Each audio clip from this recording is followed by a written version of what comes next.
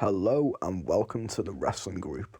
I'm your host, Matt, and today we'll be doing a fantasy booking for this year's Wrestlemania. So it will be based off what's happening in the company right now. So, Wrestlemania, it's the main one out of the four. It's the Super Bowl of wrestling. Every wrestler in the WWE wants to be on the card.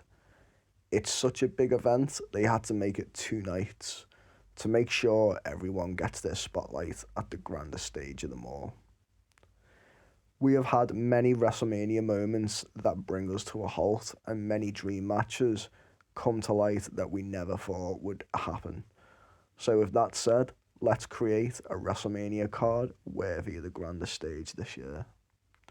This will just be a night 1 video, and I will be doing a night 2 in another one. But just to remind everyone, this isn't what I think is going to happen at WrestleMania. It's just a fantasy booking. So as always, remember to like, subscribe, and leave your comments below on some matches you want to see at this year's WrestleMania. Match 1, Penta versus Rey Mysterio. I think this match would be a great way to start off WrestleMania. It makes me think of Eddie Guerrero versus Rey Mysterio opening WrestleMania 21. It could have all the ability to be a great lucha match to open the show of shows, which we would see Rey Mysterio's last match. Dominic Mysterio would run down to ringside as the ref is knocked down during the final moments of the match. Dominic would attack Rey, and without Penta knowing this, he would capitalize on a hurt Rey Mysterio, picking up the victory. After the match, Dominic would laugh at his dad for losing to Penta whilst attacking him whilst he was down on the ground.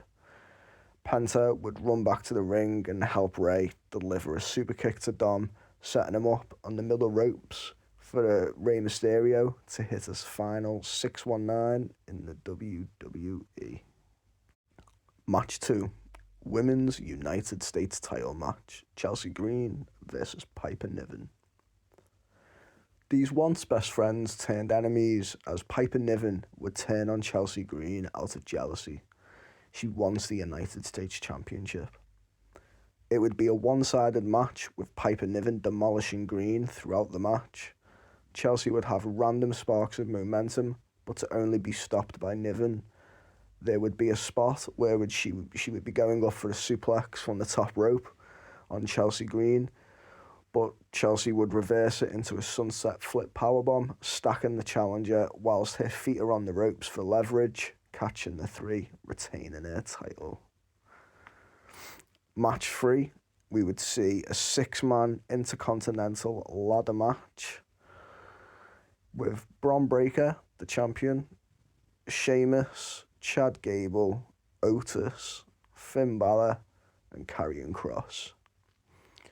With this match, we see many storylines.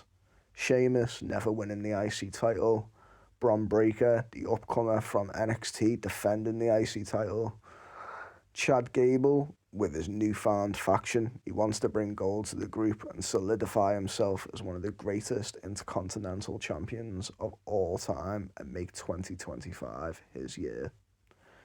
Otis has an open rivalry with Chad Gable at the moment, so the storyline there would write itself.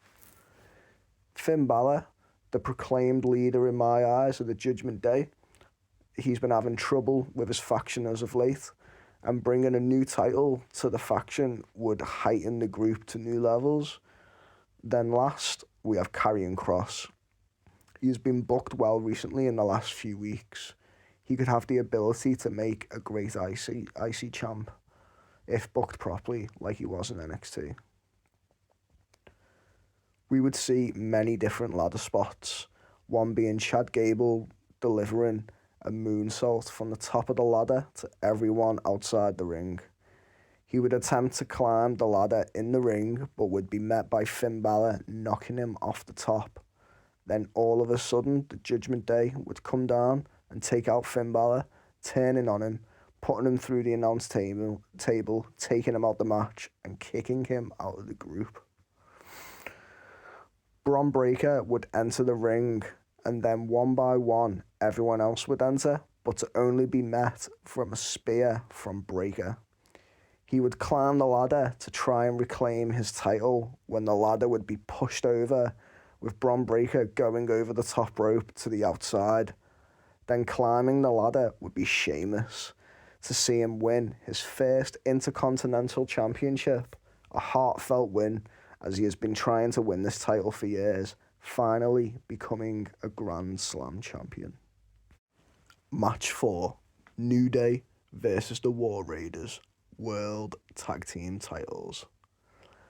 With the New Day turning heel, I never thought they'd be able to switch the New Day group again, as they were so over as a babyface faction. But to my surprise, they switched them well. It's great to see they can work well as a heel tag team just as good. This match would go on for about 17 minutes, seeing Big E make a return towards the end, but to only turn heel himself by knocking Ivar off the top rope as he is going for his moonsault, helping Kofi and Xavier Woods picking up the victory over the War Raiders, with the New Day becoming the new World Tag Team Champions, making them a 13-time World Tag Team Champions. Match 5, Charlotte Flair versus Tiffany Stratton, WWE Women's Championship.